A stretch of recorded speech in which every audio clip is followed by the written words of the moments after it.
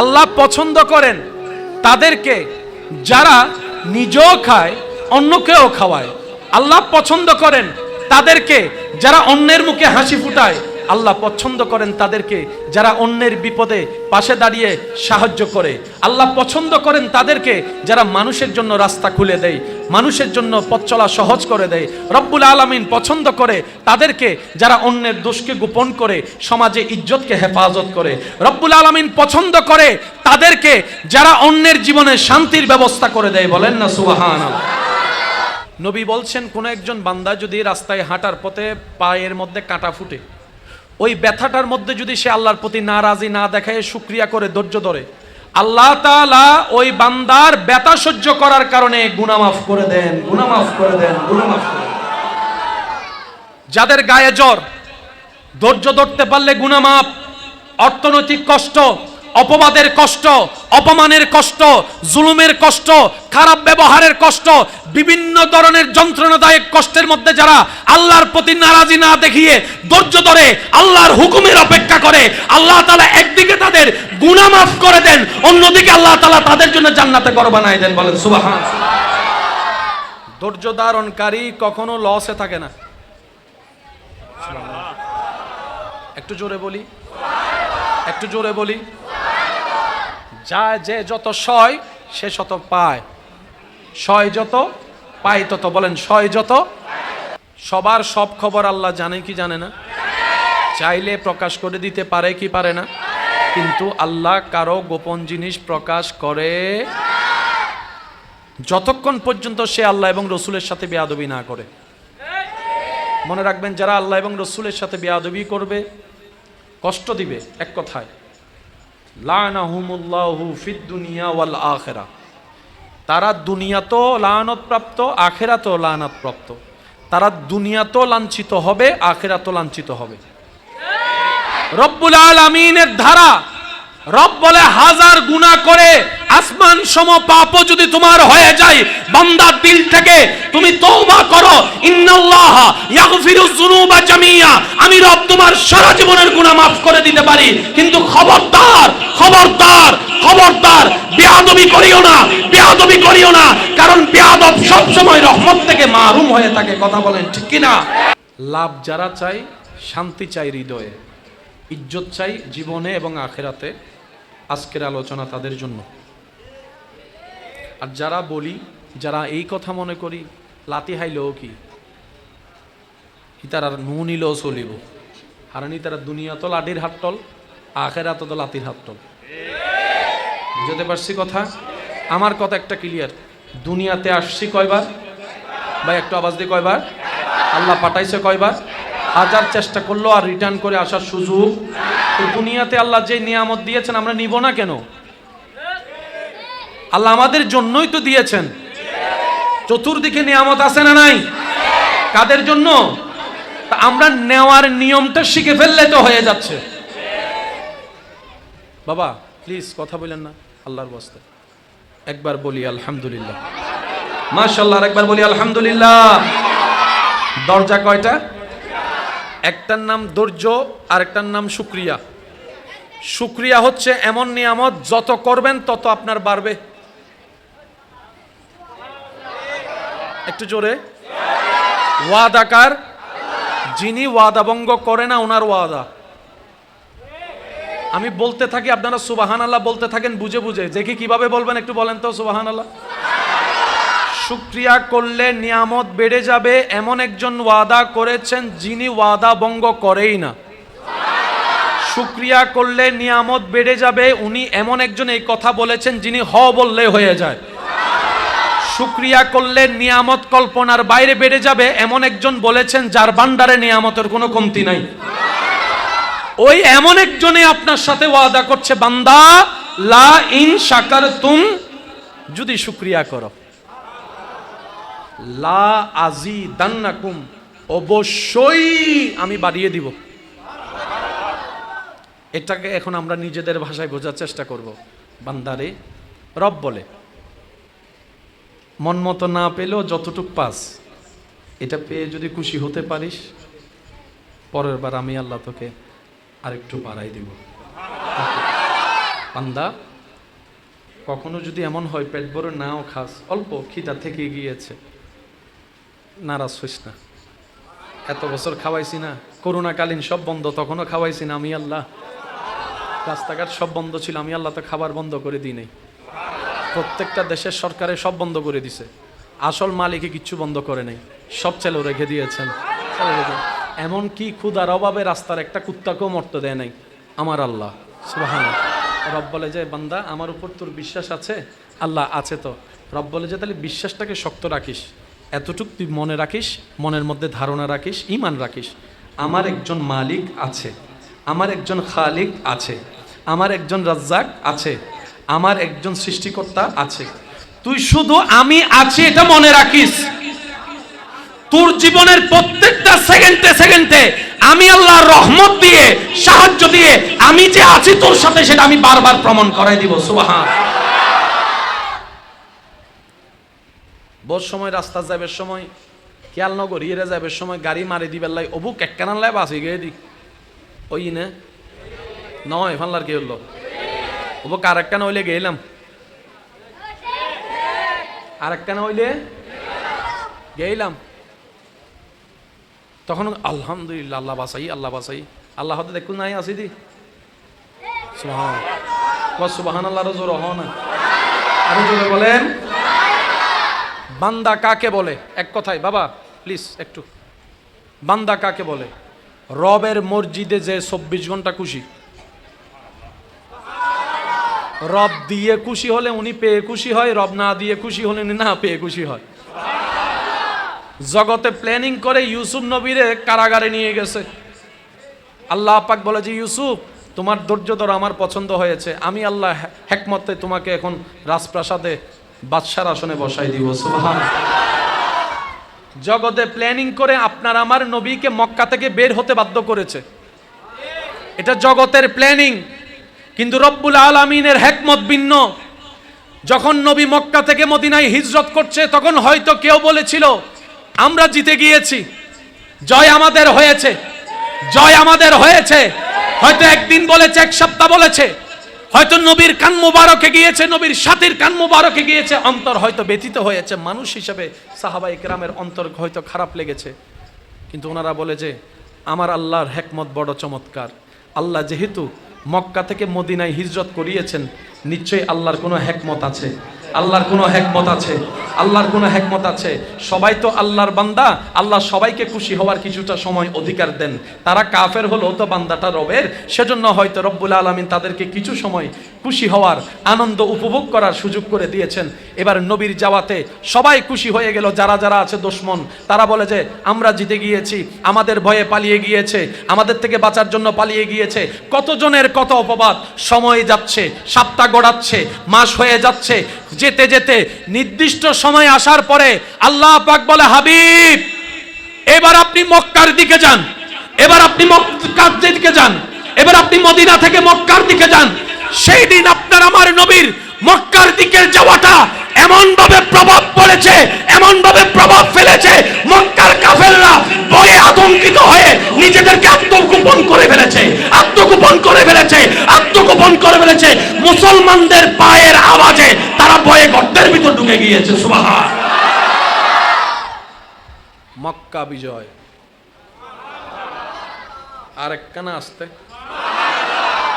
বিজয় করতে ঝগড়া লাগে, লাগে না? বিজয় করতে ঝগড়া, মারামারি লাগে, মামলা লাগে, নেতা লাগে, ঘুষাঘুষি লাগে। আল্লাহ বলেন হাবিব আজকে আপনাকে এমন বিজয় দিব যে বিজয়ে তলোয়ার ব্যবহার করতে হবে না। নুনি এবার কেন জোর হইব? আল্লাহ বলে হাবিব আপনাকে আমি এমন বিজয় দান করব যেটা বিশ্ববাসী কল্পনার বাইরে। হওয়া দরকার ছিল, নবী যখন যাচ্ছে কাফেলা নিয়ে, তারা তার চাইতে 10 গুণ বেশি নিয়ে প্রতিহত করার জন্য রাস্তায় দাঁড়াবে, পারে নাই দাঁড়াতে। তাদের মনে সে সাহস হয় নাই।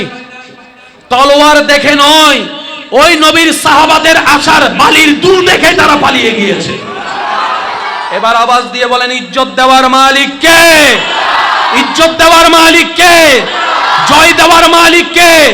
শান্তি দেওয়ার মালিক কে? প্রশান্তি দেওয়ার মালিক কে? ওই মালিক আছে না নাই? দেখে কি দেখে না? শুনে কি শুনে না? দিতে পারে কি পারে না? তিনি দেন কাদেরকে? যারা ধৈর্য ধরে শুকরিয়া করে। অন্তত নিজে পাওয়ার জন্য হলো ধৈর্য শুকরিয়া ছাড়া দ্বিতীয় কোনো উপায় বলি, দ্বিতীয় কোনো উপায়। আল্লাহ তাআলা আমাদের সবাইকে নিজের জীবনে ধৈর্যের সাথে শুকরিয়ার সাথে বন্ধুত্ব রাখার তৌফিক দান করুন। আমার কথায় কি কেউ কষ্ট নিচ্ছেন? শব্দগুলা মাথায় রাখলে আশা করি জীবনের জন্য বড় হেল্পফুল হবে ইনশাআল্লাহ। আল্লাহ তাআলা আমাদের সবাইকে নিজের প্রিয় বান্দা হিসেবে কবুল করুক বলি আমিন। আমার সাথে অমুক আছে, পাওয়ার আমার এত। আরেকজন চলে আসলো, উনি বলল আমার সাথে অমুক আছে, যে আমার ওইটার চাইতে পাওয়ারফুল বেশি। এখন আমি হয়ে গেলাম ছোট, সে হয়ে গেল বড়। দুনিয়াতে পাওয়ার যাওয়ার যেমন ক্ষমতা তার, দামও তার। যে কারো সাথে যদি আল্লাহ থাকে, শুনি নাই, কুল কায়নাতের মালিক যদি কারো সাথে থাকে, তার পাওয়ার কেমন? সবাই বলে আল্লাহ তোমারে চাই, আমি তোমার হতে চাই, তোমার রহমতের ছায়ায় থাকতে চাই। সেজন্য এক একজন এক একভাবে আল্লাহকে রাজি করার কাজ করছে। সেই আল্লাহ পাক বলে ইন্নাল্লাহা মা'আস সাবিরিন, আমি আল্লাহ নিজে থেকেই ধৈর্য ধারণকারীর সাথেই আছি। আমরা আল্লাহর রহমতের ছায়ায় নিজে থেকে থাকতে চাই। ধৈর্য ধারণকারী ব্যক্তি সেই সৌভাগ্যবান যাদের সাথে আল্লাহ নিজে থেকে থাকে।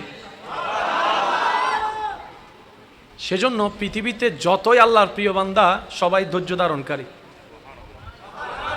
এবার আপনারাই সিদ্ধান্ত নিয়ে বলুন, কষ্ট না আসলে ধৈর্য ধরার কি কোনো সুযোগ আছে? অপবাদ অপমান না আসলে কি ধৈর্য ধরার কোনো প্রমাণ হবে? অভাব অনটন না আসলে, ক্ষুধার যন্ত্রণা না আসলে, টাকার অভাব না আসলে ধৈর্য ধরার কি কোনো রাস্তা হবে? শরীরে রোগ সুখ না হলে কি ধৈর্য ধরার কোনো বহিঃপ্রকাশ হবে? জীবনে কষ্ট দুঃখ যন্ত্রণা না থাকলে কি ধৈর্য ধরার কোনো রাস্তা হবে? সেজন্য মুমিন বান্দারা বলে প্রত্যেকটা কষ্টই নিয়ামত, কারণ বুঝেছি এই কষ্টের ভিতরেই আমার রবের রহমত পাওয়া যায়। বলেন সুবহানাল্লাহ। এবার আসেন, আমরা কি জান্নাতে যেতে চাই না জাহান্নামে? একটু জোরে বলি। কিন্তু বেশি গুনাহ হলে কোথায়? বেশি সওয়াব হলে কোথায়? এটা হচ্ছে সহজ সরল হিসাব। সওয়াব বেশি জান্নাত, গুনাহ বেশি জাহান্নাম। এবার আপনারাই বলেন, আমাদের এই জীবনে কি সওয়াব বেশি না গুনাহ বেশি? আমার গুনাহ বেশি। আপনারটা আপনি একটু বলেন, আমাদের কি সওয়াব বেশি না গুনাহ বেশি? আমরা কি সওয়াবের কাজ বেশি করি নাকি গুনার কাজ? আল্লাহ তাআলা সেটা আগে থেকেই জানে। সেজন্য আল্লাহ তাআলা আমাদেরকে বাঁচানোর জন্য তওবার রাস্তা খুলে দিয়েছেন। আচ্ছা, এবার তওবার রাস্তা সবার জন্য খোলা আছে না নাই? এবার নিজেকে একবার প্রশ্ন করেন, মন থেকে গত 3 মাসে আমরা কয়বার তওবা করছি? মাপ চাওয়ার সুযোগ আছে কিন্তু মাফই চাই নাই। এরপরও আল্লাহ চায় আমরা জান্নাতে যাই। তখন আল্লাহ তাআলা কি করেন? বান্দার জীবনে কিছু নিজের পক্ষ থেকে কষ্ট মুসিবত দেন। নবী রাহমাতুল্লিল আলামিন হাদিসে পাকে ঘোষণা দিচ্ছেন, মুমিনদের বিষয়টা কতই চমৎকার। তারা বিপদে পড়লে ধৈর্য ধরে, নিয়ামত পেলে শুকরিয়া করে। নবী রাহমাতুল্লিল আলামিনের হাদিসে পাক সবার স্মরণ আছে, শুধু একটু স্মরণ করিয়ে দেওয়ার জন্য একটু বলা। নবী বলছেন, কোন একজন বান্দা যদি রাস্তায় হাঁটার পথে পায়ের মধ্যে কাঁটা ফুটে, ওই ব্যথাটার মধ্যে যদি সে আল্লাহর প্রতি নারাজি না দেখায় শুকরিয়া করে, ধৈর্য ধরে, আল্লাহ তাআলা ওই বান্দার ব্যথা সহ্য করার কারণে গুনাহ মাফ করে দেন, গুনাহ মাফ করে দেন, গুনাহ মাফ করে দেন। যাদের গায়ে জ্বর, ধৈর্য ধরতে পারলে গুনাহ মাফ। অর্থনৈতিক কষ্ট, অপবাদের কষ্ট, অপমানের কষ্ট, জুলুমের কষ্ট, খারাপ ব্যবহারের কষ্ট, বিভিন্ন ধরনের যন্ত্রণাদায়ক কষ্টের মধ্যে যারা আল্লাহর প্রতি নারাজি না দেখিয়ে ধৈর্য ধরে আল্লাহর হুকুমের অপেক্ষা করে, আল্লাহ তাআলা একদিকে তাদের গুনাহ মাফ করে দেন, অন্যদিকে আল্লাহ তাআলা তাদের জন্য জান্নাতে ঘর বানায় দেন। বলেন সুবহানাল্লাহ। ধৈর্য ধারণকারী কখনো লসে থাকে না। একটু জোরে বলি, একটু জোরে বলি। যা যে যত সয় সে শত পায়, সয় যত পায় তত। বলেন সয় যত। আচ্ছা বলেন, আমাদেরকে বাঁচানোর জন্য প্ল্যানিং সবগুলা কার? গুনাহ মাফের জন্য তওবা আছে। এরপরও আমরা কোনো রকম আল্লাহকে রাজি করাতে পারি নাই, আমাদের মাফ হয় নাই। তওবা করার পর অর্থাৎ আমাদের তওবার লেভেলটা সেখানে যায় না যেখানে আল্লাহ পছন্দ করে মাফ করবে, তাহলে আমরা জাহান্নামী। এরপরও আল্লাহ চায় তুই জান্নাতে যা। এবার আল্লাহ তাআলার হিকমতটা দেখেন, একটু খেয়াল করবেন। আমাদের পাপ সীমানার বাইরে, তওবা করলাম, মনে করেন আমরা তওবা করতে জানি নাই, আল্লাহকে রাজি করাতে পারি নাই, এবার সেই আল্লাহ আমাদেরকে রাস্তা দেখা দিচ্ছেন। ওয়ালাউ আন্নাহুম ইয যালামু আনফুসাহুম জাউকা, আরেকটু জোরে বলছেন কে? কাদেরকে? আমাদেরকে। বান্দা, ওয়ালাউ আন্নাহুম ইয যালামু আনফুসাহুম, যদি বেশি গুনাহ করস, জাউকা, আর দেরি করিস না, আমার নবীর দরবারে চলে যা। ওইখানে গিয়ে কি করতে হবে সেটাও রব জানাই দিচ্ছেন। ফাস্তাগফিরুল্লাহ, ওইখানে গিয়ে আমি আল্লাহর কাছে ক্ষমা চা। ওয়াস্তাগফারা লাহুমুর রাসূল, যদি তোর দরখাস্তের উপর আমার নবী একবার সিল মেরে দেয়, লাওয়াজাদুল্লাহ তাওয়াবার রাহিমা, তাহলে মনে রাখিস আমি আল্লাহ তোর সারা জীবনের গুনাহ মাফ করে দিব, মাফ করে দিব, মাফ করে দিব। এবার বলেন, গুনাহ কাদের? ঠেকা কাদের? জান্নাত চাই কারা? দরকার কাদের? রাস্তা দেখাই দিচ্ছেন কে? সহজ করে দিচ্ছেন কে? এটাই হচ্ছে আমাদের রহমান। দুনিয়ার নিয়ম হচ্ছে ঠেকা যার সে যাইতে হয়। আপনি যদি কাউকে একটু ফোন করে বলেন নিজের ঠেকার কথা, সে বলবে যে ঠেয়া কি তু না, আর হয় না, হয় না ভাই, আর জরুরত, আর ঠেকা তো তুই না আবি, আর একা ডাহর আসানা বাজি হনা, আসানা আসানা। রব বান্দার প্রতি এমন দয়াবান, বান্দার মাপ চাওয়া দরকার, কিন্তু আল্লাহ মাপ নিজে থেকে করার জন্য প্রস্তুত। রব বলে যে মন থেকে তওবা কর, মাফ করে দিব। যদি আমাকে রাজি করাতে নাও পারিস, তাহলে একটা কাজ কর, আমি যাকে পছন্দ করি, আমি যাকে হাবিব বানিয়েছি, আমি যাকে রাহমাতুল্লিল আলামিন বানিয়েছি, আমি যাকে ইন্না আতাইনা কাল কাউসার দান করেছি, আমি যাকে ওয়ালা সাউফা ইউতিকা রাব্বুকা ফাতারদার শান দান করেছি, আমি যাকে মুবাশশির বানিয়েছি, নজির বানিয়েছি, আমি যাকে ইয়াসিন বানিয়েছি, তাহা বানিয়েছি, ইয়া আইয়ুহাল মুযাম্মিল বলে রেখেছি, ইয়া আইয়ুহাল মুদ্দাসসির বলে রেখেছি, যাকে আমি আল্লাহ মেরাজের দুলা বানিয়েছি, ইমামুল আম্বিয়া বানিয়েছি, ওই নবীর কাছে গিয়ে একবার আমার কাছে মাপ চাও। কয়টা অপশন? আল্লাহু আকবার। এই দুইটা সুযোগ যদি কেউ নিতে নাও পারে, রব তারপরও চাই সে জান্নাতে যাক।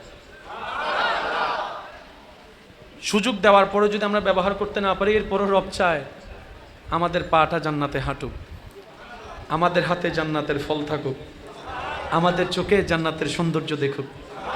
রব বলে যে আমি তো জান্নাত বানিয়েছি তোদের জন্য, তোরা দেখবে, তোরা দেখবি, তোরা খাবি, সেজন্য তো আমি আল্লাহ জান্নাতে নিয়ামত দিয়ে সাজিয়ে দিয়েছি। সুবহানাল্লাহ। এরপরও আমরা গুনাহ মাফ নিতে পারি। এবার বান্দা বলে যে আল্লাহ এখন কি করব? তুমি সুযোগ দিছো, আমি নিতে জানি নাই। রব বলে লা তাকনাতু মির রাহমাতিল্লাহ, তোর রহমান আছে তো, মন ছোট করিস না, তোর রহিম আছে তো, মন খারাপ করিস না। আল্লাহ কি করব? আমলও তো তেমন করি নাই, গুনাহ অনেক বেশি আছে। রব বলে যে একটা কাজ কর, কোনো রকম এই একটা কাজই কর। আল্লাহ কি করব? বলে যে কোনো রকম ঈমানটা নিয়ে হাসরে আয়। प्यार से कहो सुबहान अल्लाह, और जोर से कहो ना यार सुबहान अल्लाह। রব বলে কোনো রকম ঈমানটা নিয়ে আয়, হাসরেরটা আমি আসি, তুই টেনশন করিস না। এবার বান্দা, সেই বান্দা ঈমানটা নিয়ে কোনো রকম কবরের পরীক্ষায় পাশ করে আমলের পরীক্ষায় চলে গেল হাসরে। ফেরেশতারা দাড়ি পাল্লা দিয়ে যখন দেখলো গুনার পাল্লা বেশি, সওয়াবের পাল্লা কম, এখন বান্দা বলে যে আল্লাহ তুমি না বলছো তোমার রহমত থেকে নিরাশ না হতে, আমি কিন্তু এখনো আশাবাদী আমি জান্নাতে যাব, আমি এখনো আশাবাদী আমি জান্নাতে যাব। ফেরেশতা বলে এত গুনাহ থাকার পরও তুই জান্নাতে যাওয়ার স্বপ্ন কেমনে দেখোস? তখন সে বান্দা উত্তর দেয়, আমি যখন আমার দিকে দেখি তখন আমি জাহান্নামটাই দেখি, কিন্তু আমি যখন আমার রবের রহমতের দিকে দেখি তখন আমার কাছে জান্নাতটাই দেখা যায়। সুবহানাল্লাহ। আমি আমার কর্মর দিকে দেখলে আমি জানি জান্নাত পাওয়া আমার পক্ষে সম্ভব নয়, কিন্তু আমি যখন আমার ইন্নাল্লাহ আলা কুল্লি শাইইন কাদিরের দিকে দেখি তখন বলি যে জান্নাত পাওয়া তো কোনো ব্যাপারই না।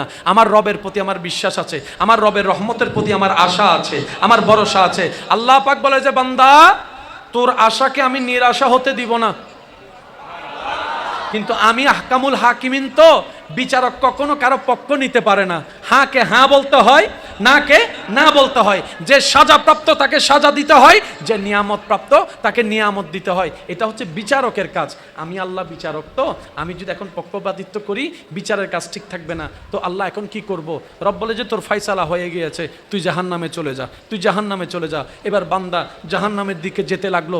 যেতে যেতে যেতে যেতে যেতে যেতে যেতে হঠাৎ করে ফেরেশতা একজন এসে বলে যে তোমার আর জাহান্নামে যাওয়া লাগবে না, জান্নাতে তুমি চলে যাও, জান্নাতে তুমি চলে যাও। এবার সে বান্দা বলবে, আল্লাহ তুমি না বললা জাহান্নামে যেতে, আবার তুমি বলছো জান্নাতে যেতে, ব্যাপার কি? রব বলে যে আজকের দিনে তোদেরকে বাঁচানোর জন্য আমার রহমতকে আমি সুপ্রসন্ন করেছি, কিন্তু আমি বিচারক, তো রহমত দেখাতে পারি না, ন্যায় বিচার যেহেতু আমাকে করতে হয়। তাই আমি আল্লাহ কি করেছি জানিস?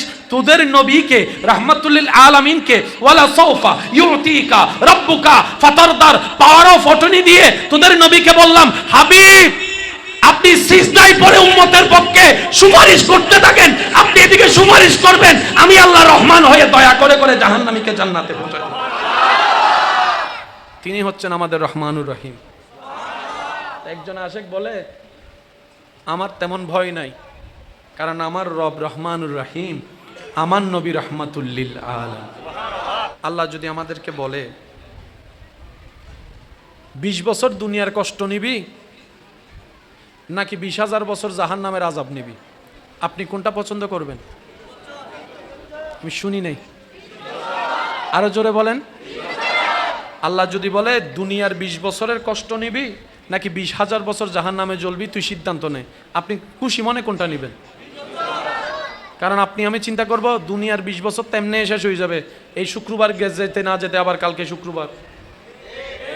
একটা মাস কখন আসে কখন চলে যায় কেউ বলতেও, 20 বছর এগুলো দেখতে দেখতে কেটে যাবে। এই তো ছোট্টবেলায় স্কুল মাদ্রাসায় মক্তবে যাওয়ার দৃশ্য এখনো চোখে ভাসে, এখন দেখা যায় দাড়িও ফাঁকা শুরু হয়ে যাচ্ছে সবার। সময় চলে যাচ্ছে খুব দ্রুত, দুনিয়ার কষ্ট বেশি দিন লাস্টিং করে না, কিন্তু যদি জাহান্নামের কষ্ট আপন হয় সেটার 1 সেকেন্ডের কষ্ট দুনিয়ার 1 কোটি বছরের চাইতেও ভারী হবে। তো বুদ্ধিমানরা কি করে? আল্লাহ এটা নেই, ওইটা তো ওইটা দিও, সুবহানাল্লাহ বলেন না। আল্লাহ এখানে এটা নিয়ে এটা এটা, ওইখানে ওইটা দিও, তখন আবার ওইটা দিও না, ওইটা দিও। রব বলে যে আমি তোকে কষ্ট দিই, আমার লাভ কি? মা ইয়াফালুল্লাহু বিআযাবিকুম, তোমাদেরকে কষ্ট দিই আমি আল্লাহ, তো কোনো লাভ, কিন্তু আমি আল্লাহ কষ্ট দিয়ে তোমাদের গুনাহ মুছে দিই।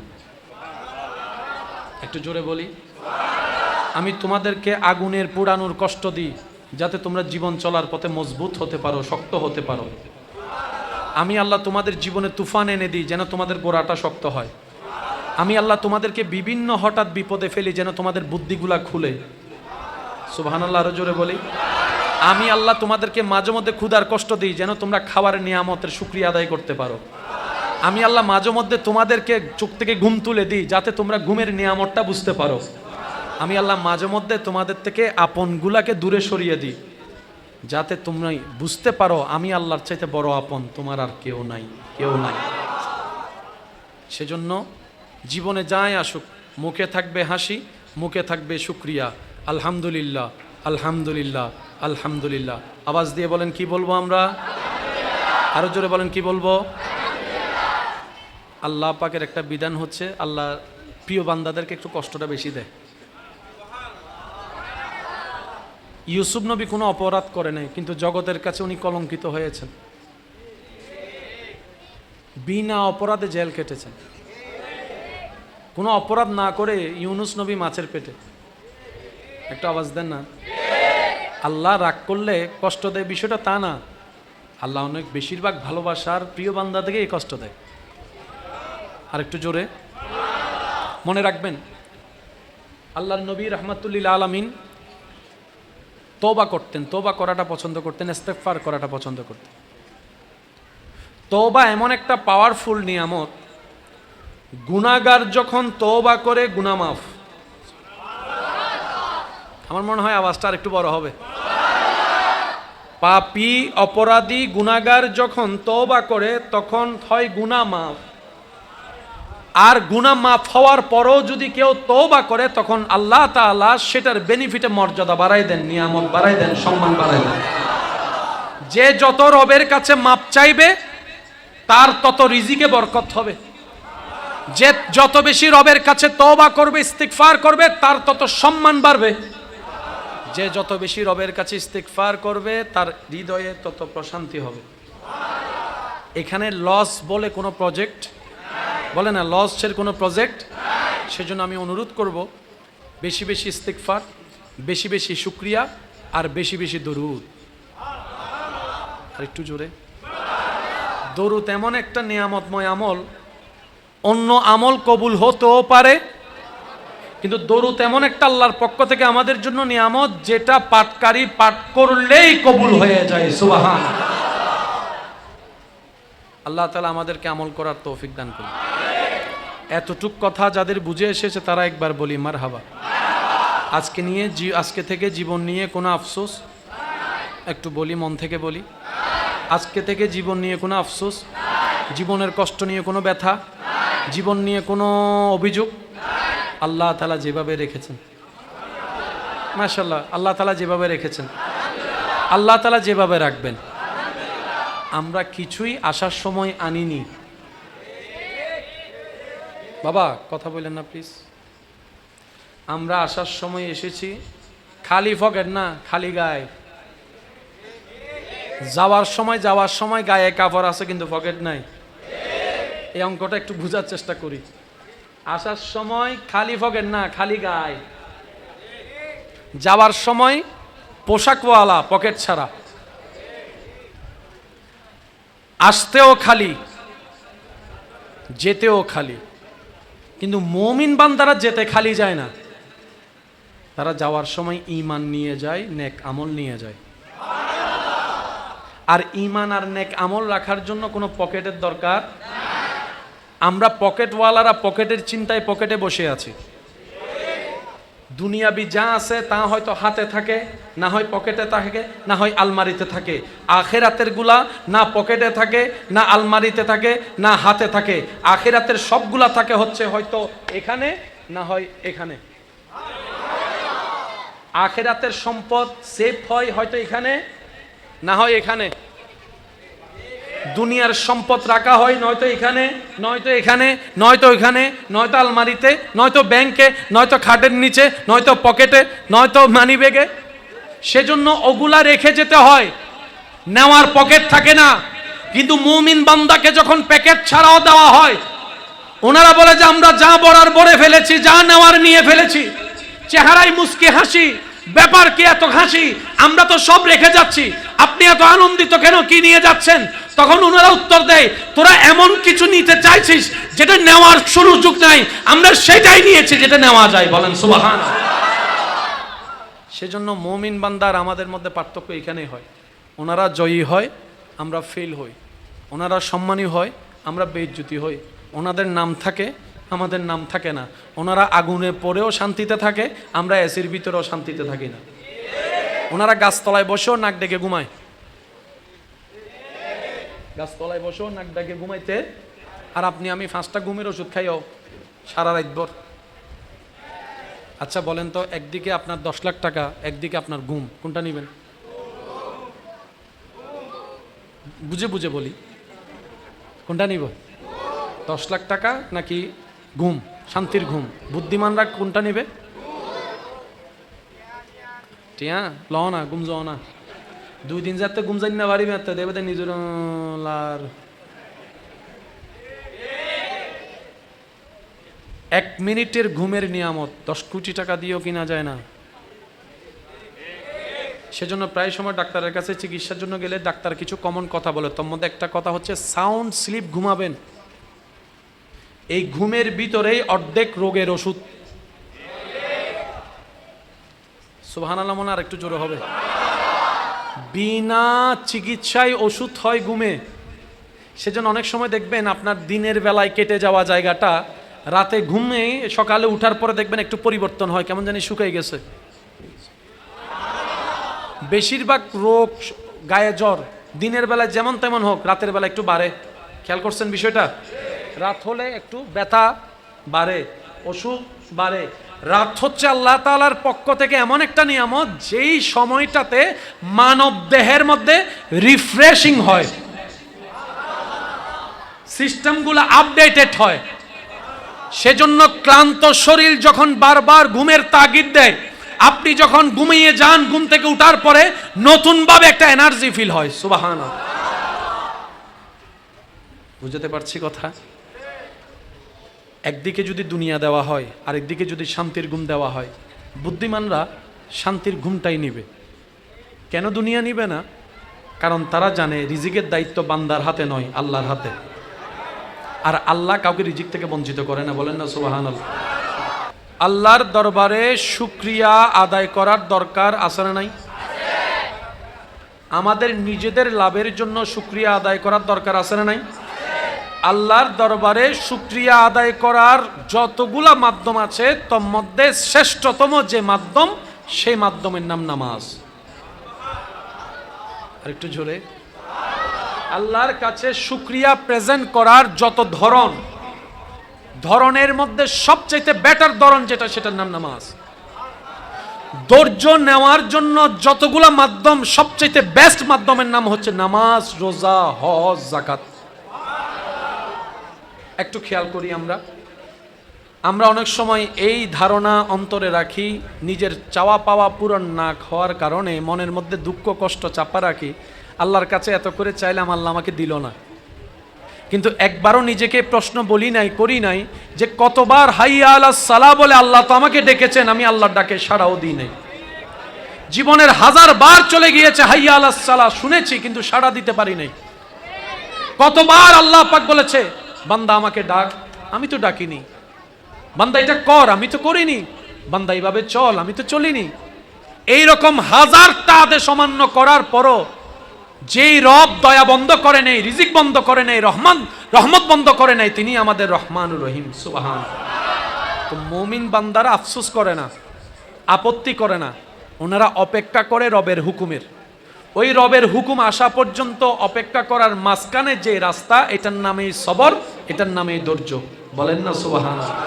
ওনারা সবরের রাস্তা দিয়ে যায়, শুকরের মাধ্যমে নিয়ামত নিয়ে আসে। সেজন্য আল্লাহ তাআলার প্রিয় বান্দা যারা হয়েছেন, হবেন, সবাইকে কষ্টের ভিতরে যেতে হয়। এটাই বিধান, এটাই নিয়ম। এখান থেকে বাঁচার কোনো সুযোগ আল্লাহ তাআলা আমাদের সবাইকে 5 ওয়াক্ত নামাজের সাথে বন্ধুত্ব রাখার তৌফিক দান করুন। বড়দের সম্মান, ছোটদেরকে স্নেহ করার আল্লাহ তাআলা আমাদেরকে সেই মন মানসিকতা দান করুন। ভাই বোন মিলেমিশে থাকার সর্বোচ্চ চেষ্টা যেন আমরা আপন আপন জায়গা থেকে করতে পারি, চলতে পারি। রব্বুল আলামিন আমাদের সবাইকে সে তৌফিক দান করুন। পরিশেষে একটা হাদিস বলে আমি আপনাদের থেকে বিদায় নিব। একদিন রসুল পাক সাল্লাল্লাহু আলাইহি ওয়াসাল্লামের দরবারে দুনিয়াবি দৃষ্টিতে অর্থ সম্পদে গরিব কিছু সাহাবা আসলেন। এসে বললেন, ইয়া রাসূলুল্লাহ, ইসলামে সওয়াব অর্জন করার অনেকগুলো রাস্তা আছে, তোর মধ্যে দান সদকা অনেক সওয়াবের একটা বিষয়, কিন্তু আমাদের তো সামর্থ্য নাই, চাইলে তো দান করতে পারি না, মানুষের উপকার করতে পারি না, সদকা করতে পারি না। ইয়া রাসূলুল্লাহ, তাহলে কি যারা দুনিয়াবি সম্পদের মালিক বেশি নেককার, তারা কি আমাদের চাইতে এগিয়ে চলে যাবে? আমরা গরিব তো নিজের ইচ্ছাই হয়নি, আল্লাহর মর্জিতে হয়েছি, তাহলে আমরা কেন পিছিয়ে পড়বো? ইয়া রাসূলুল্লাহ, একটা কিছু করেন যেন আমরাও তাদের চাইতে আগায় থাকতে পারি। সুবহানাল্লাহ। ওনার কথাটা শুনে নবী রাহমাতুল লিল আলামিন তাবাসসুম, মুস্কি হাসি দিলেন। হাসি দিয়ে বললেন, আমার নবী, আপনার নবী, আমাদের নবী রাহমাতুল লিল আলামিন সাহাবাদেরকে বললেন, শুনো, মন ছোট করিও না, তোমাদেরকে আমি এমন একটা আমল বলে দিচ্ছি, যে আমলটা করতে পারলে ওরা দান সদকা করে যে পরিমাণ সওয়াব পাবে, তোমরা এই আমলটা করলে সেই পরিমাণ সওয়াব আল্লাহ দান করে দিবেন। সুবহানাল্লাহ। ওনাদের মনটা বড় হয়ে গেল নবীজির জবান থেকে এরকম কথাটা শুনে। এবার নবী রাহমাতুল লিল আলামিন বলে, প্রত্যেক দিন রাত্রে ঘুমানোর আগে 33 বার সুবহানাল্লাহ বলবা, 33 বার আলহামদুলিল্লাহ বলবা, 34 বার আল্লাহু আকবার বলবা। যে আমলটা করবে ওই ধনী ব্যক্তি আল্লাহর রাস্তায় দান সৎকা করে যে পরিমাণ সওয়াব পাবে, তোমরা এই আমল করলে আল্লাহ তাআলা সেই সওয়াব তোমাকে দান করে দিবেন, তোমাদের দিবেন। সুবহানাল্লাহ। আল্লাহ তাআলা আমাদের সবাইকে নেক আমলের সাথে বন্ধুত্ব রাখার তৌফিক দান করুক, আমিন। আবারও অনুরোধ করে বলবো, আপনারা আশেপাশের পরিবেশটা একটু নীরবে রাখার চেষ্টা করবেন, তাইলে আলোচক কথা বলে শান্তি পায়। বুঝাতে পারছি আমি কথা? আপনারা, বাচ্চারা করবে, ওরা বুঝে না, করবে, কিন্তু বড়রা যারা আছে আমরা যেন সেটাকে, পরিবেশটাকে নিয়ন্ত্রণ রাখার চেষ্টা করি। আল্লাহ তাআলা আমাদের সকলের হাজিরি কবুল করুক বলি আমিন।